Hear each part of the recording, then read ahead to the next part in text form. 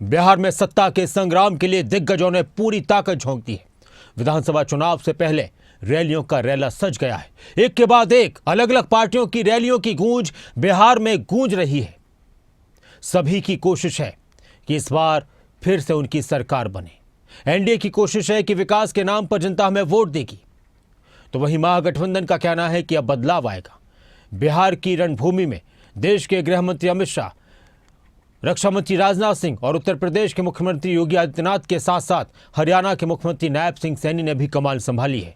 बिहार के कई जिलों में बीजेपी के दिग्गजों ने धुआंधार प्रचार किया, साथ ही एनडीए सरकार बनने का दावा किया।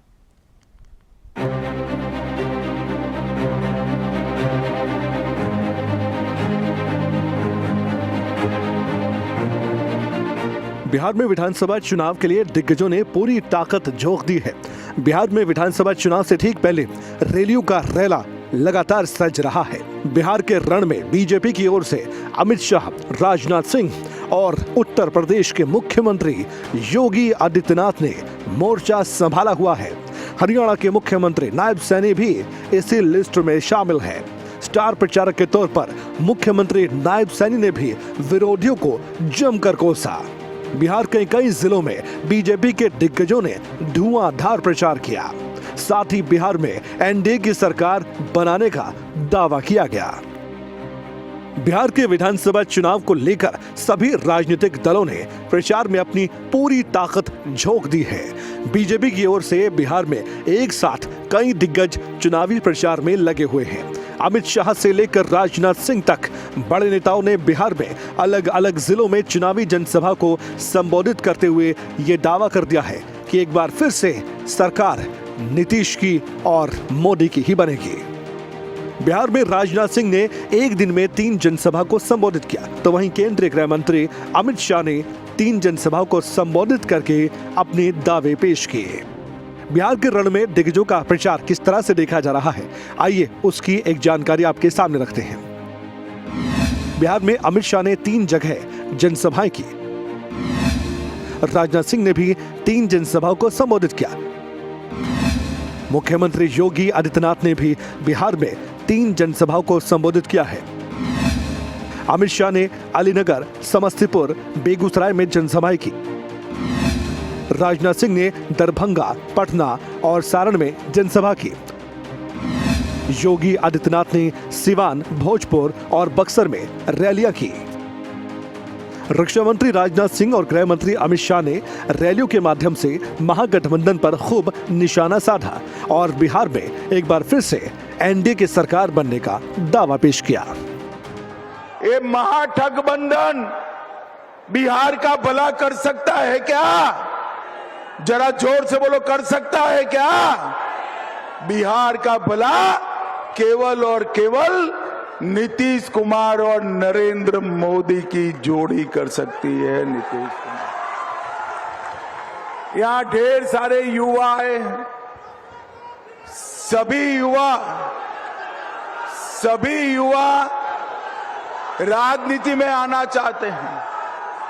ये गठबंधन की 2 पार्टियां, एक पार्टी लालू प्रसाद यादव जी की, लालू प्रसाद जी अपने बेटे को मुख्यमंत्री बनाना चाहते हैं, और दूसरी पार्टी कांग्रेस पार्टी, सोनिया जी अपने बेटे को प्रधानमंत्री बनाना चाहते हैं। मैं आज दोनों को कहकर जाता हूं, बिहार में ना सीएम का पद खाली है, ना दिल्ली में पीएम का पद खाली है।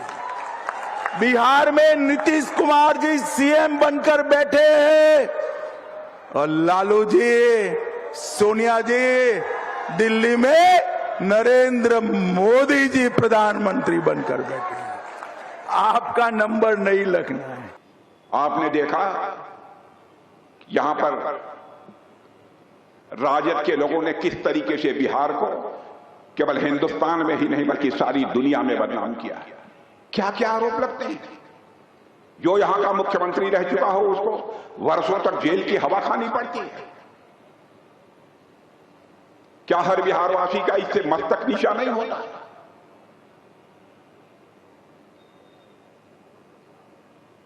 बहनों भाइयों, वो बिहार के वरिष्ठ नेता हैं, लेकिन मुख्यमंत्री रहते हुए राजद के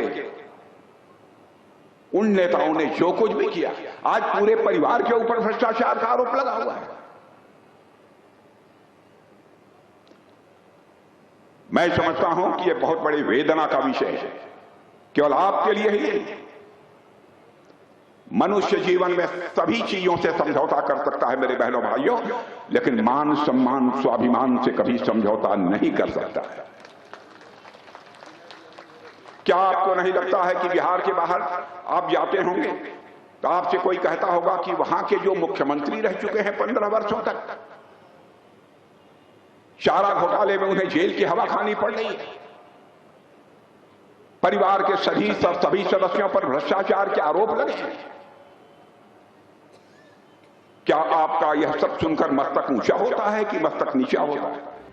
बीजेपी के स्टार प्रचारकों में शामिल यूपी के मुख्यमंत्री योगी आदित्यनाथ ने भी 3 जनसभाओं को संबोधित किया। सिवान, भोजपुर और बक्सर में योगी आदित्यनाथ ने महागठबंधन को कटघरे में खड़ा किया। मुझे आश्चर्य हुआ जब मैं रघुनाथपुर में आया और रघुनाथपुर में आकर के मैंने देखा कि आरजेडी ने यहां से जो प्रत्याशी दिया है वो अपनी खानदानी आपराधिक पृष्ठभूमि के लिए इस पूरे क्षेत्र नहीं देश और दुनिया में कुख्यात रहा है।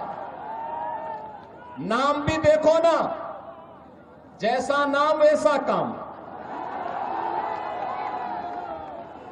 जैसा नाम वैसा काम। और बहनों और भाइयों, इसीलिए तो मैं कहता हूं, हमने यूपी के अंदर एक बात कही कि भाई देखो, अपराध और अपराधियों के प्रति जीरो टॉलरेंस,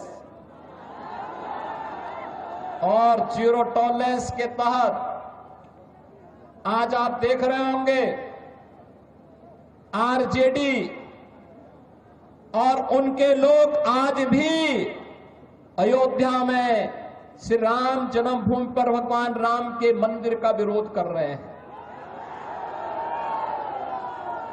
सीतामढ़ी और उसके आसपास के क्षेत्र में मां जानकी के भव्य मंदिर के निर्माण और कॉरिडोर के विकास के लिए किए जाने वाले कार्य का विरोध कर रहे हैं। बिहार के रण में बीजेपी के साथ साथ कांग्रेस और आरजेडी के दिग्गज यानी राहुल गांधी और तेजस्वी यादव ने भी एक साथ मंच साझा किया। बिहार में विधानसभा चुनाव 2 फेज में हो रहे हैं। 6 नवंबर और 11 नवंबर को बिहार की जनता अपने मत का इस्तेमाल कर लेगी। 14 नवंबर को बिहार चुनाव के नतीजे देश के सामने होंगे। अब देखना होगा कि बिहार चुनाव में किस पार्टी की जीत होती है और किसकी हार। डेस्क रिपोर्ट, खबरें अभी तक।